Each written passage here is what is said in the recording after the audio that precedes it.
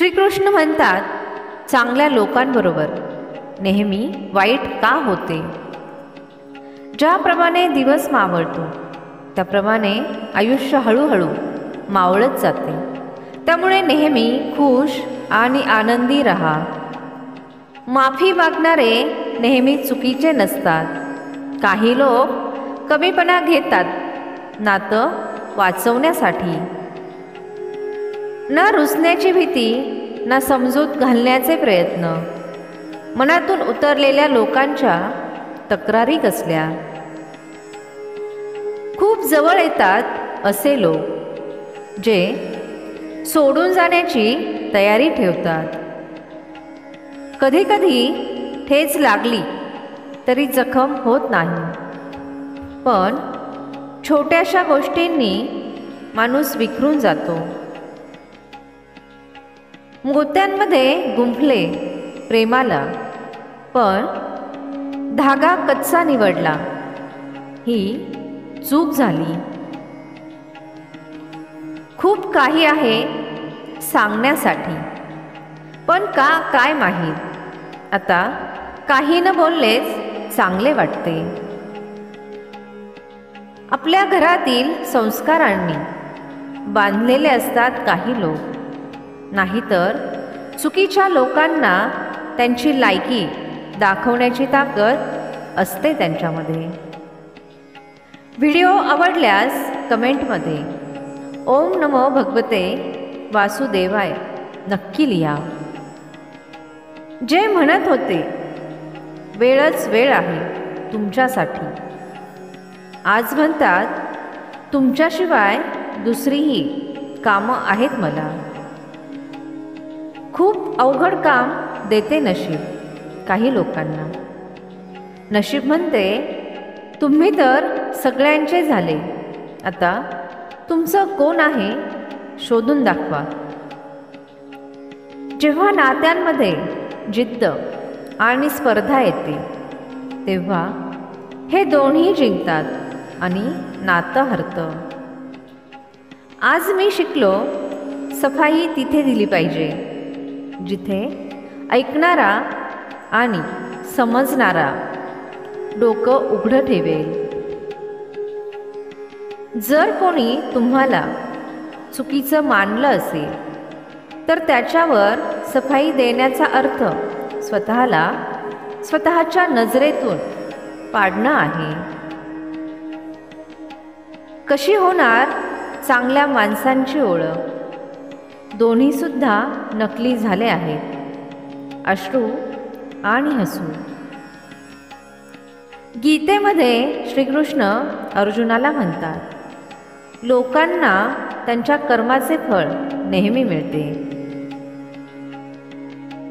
तुम्हाला हे माहीत असेल की जे लोक चांगले कर्म करतात ते नेहमी त्रासामध्ये राहतात आणि जे वाईट कर्म करतात ते नेहमी आनंदी राहतात. चांगले कर्म करणारे नेहमी विचारात पडतात की त्यांना एवढी परीक्षा का द्यावी लागते, आणि जे वाईट कर्म करतात ते नेहमी खुश असतात आणि आयुष्याचा आनंद घेतात. तुमच्या मनामध्ये सुद्धा असा प्रश्न आला असेल तर आज आपण श्रीकृष्णांनी अर्जुनाला दिलेले उत्तर पाहूया. भगवान श्रीकृष्ण अर्जुनाला म्हणतात, माणूस जसा विचार करतो आणि त्याला वाटत राहते तसे काहीही होत नाही,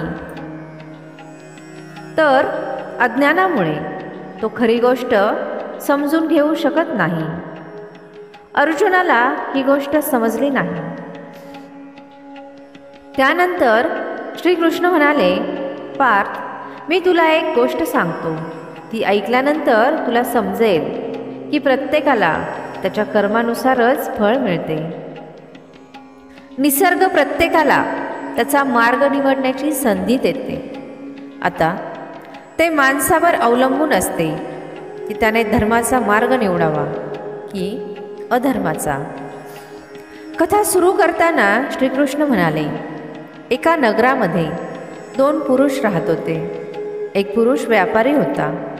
त्याच्या आयुष्यामध्ये धर्माला खूप महत्त्व होते. तो खूप पूजा पाठ करण्यामध्ये विश्वास ठेवत होता.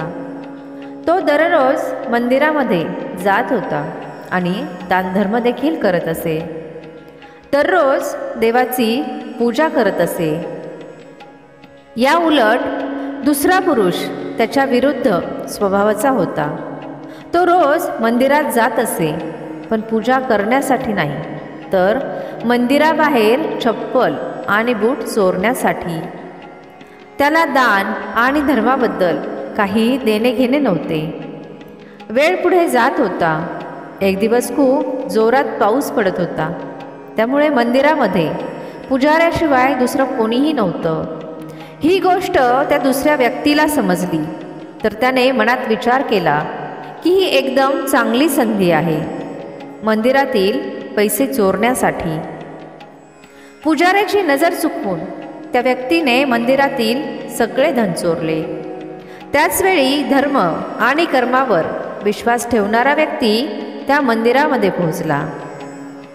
दुर्भाग्य असे की मंदिरातील पुजाऱ्याने त्याला चोर समजले आणि पुजारी ओरडायला लागला. तिथे सगळे लोक गोळा झाले आणि त्या व्यक्तीला मारायला लागले. कसे तरी वाचून तो तिथून निघून गेला, तर दुर्भाग्याने त्याची साथ तिथे सुद्धा सोडली नाही. मंदिराच्या बाहेर तो एका गाडीला धडकला आणि जखमी झाला. मग तो व्यापारी लंगडत लंगडत घरी जायला निघाला. तेव्हा त्याला रस्त्यामध्ये त्याची भेट त्या धन चोरणाऱ्या व्यक्तीबरोबर झाली. धन चोरणारी व्यक्ती म्हणाली, आज तर माझे नशीब चमकले, एकदम मला खूप धन मिळाले. हे सगळं पाहून ती धर्मकर्म मानणारी व्यक्ती खूप दुःखी झाली. त्याला खूप वाईट वाटले आणि घरी गेल्यानंतर त्याने घरातील देवाचे सगळे फोटो काढून टाकले. काही वर्षांनंतर दोन्ही व्यक्तींचा मृत्यू झाला. मृत्यूनंतर जेव्हा ते यमराजाच्या सभेमध्ये पोहोचले, तेव्हा चांगल्या व्यक्तीने दुसऱ्या व्यक्तीला पाहिलं. तेव्हा त्याला राग आला. त्याने चिडून यमराजाला विचारले, मी तर नेहमी चांगले कर्म केले, दान करण्यावर माझा विश्वास आहे, त्याच्या बदली आयुष्यभर मला अपमान आणि दुःख मिळाले आणि दुसऱ्या व्यक्तीला धन मिळाले, असा भेदभाव का? यावर यमराज त्या चांगल्या व्यक्तीला म्हणाले, तू चुकीचा विचार करत आहे. ज्या दिवशी तुझी टक्कर गाडीबरोबर झाली, तो दिवस तुझ्या आयुष्यातील शेवटचा दिवस होता. पण तुझ्या चांगल्या कर्मामुळे तुझ्या मृत्यूऐवजी तुला छोटीशी जखम झाली. तुला या वाईट व्यक्तीविषयी जाणून घ्यायचं आहे का?